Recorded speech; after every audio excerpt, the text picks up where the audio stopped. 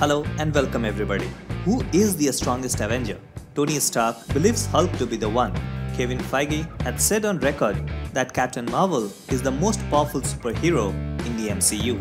But many fans believe that Thor Odinson is as strong as one can get. So today we look at Rune King Thor, the most bonkers and overpowered version of the Asgardian.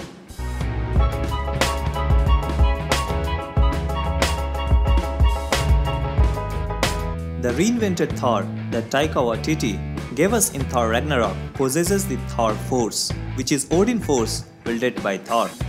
Odin Force came into existence when Odin and his brothers were fighting Surtur to stop the Ragnarok.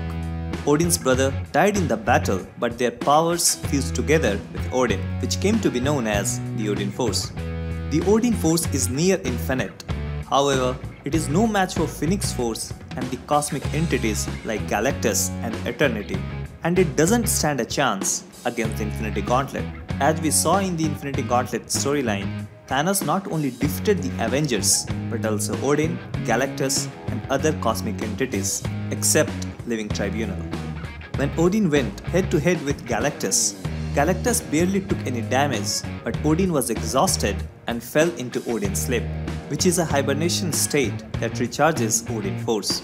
That said, Odin Force is capable of destroying entire galaxies, and once he transported the entire human race to a different dimension. So Odin Force is no joke, and it is a cosmic level power. But when Odin died, Odin Force was transferred to Thor, the new king of Asgard, which easily makes him stronger than Hulk, but that is not as strong as Thor can get. To understand the concept of Rune King Thor, we have to talk about the Ragnarok, the event of destruction and rebirth of Asgard.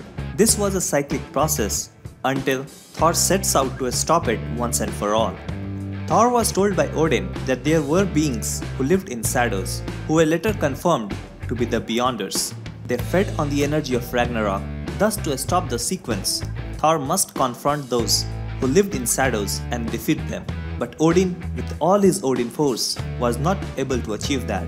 So Thor must seek higher power. So he sets on a journey, guided by the Odin Force.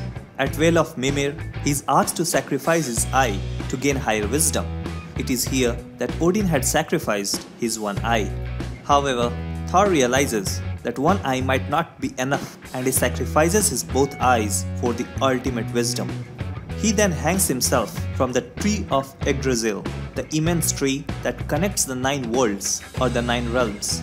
This imparts him with the knowledge of the Norse runes, which gives him the power to see the past and the future and the control over the present. With such immense power with him, Thor goes on to face those who lived in the shadows. Terrified by one strike of his hammer, they run for their lives. Thus he ends the cycle of Ragnarok in one blast. That's how powerful Rune King Thor is. Well, he possesses the energy manipulation, space-time manipulation, mind control, telepathy, infinite speed, and cosmic awareness. As a demonstration of his immense power, just consider the event when he teleported Beta Ray Bill to a distant galaxy and communicated telepathically with him over billions of light years away. And I think that is as godlike as you can get. However, Rune King Thor might not be as powerful as the Living Tribunal or Eternity, but he is definitely the most powerful superhero, and Captain Marvel in all her glory is no match for the Rune King. Well, thanks for watching and let us know your thoughts in the comments, and please subscribe for our upcoming content.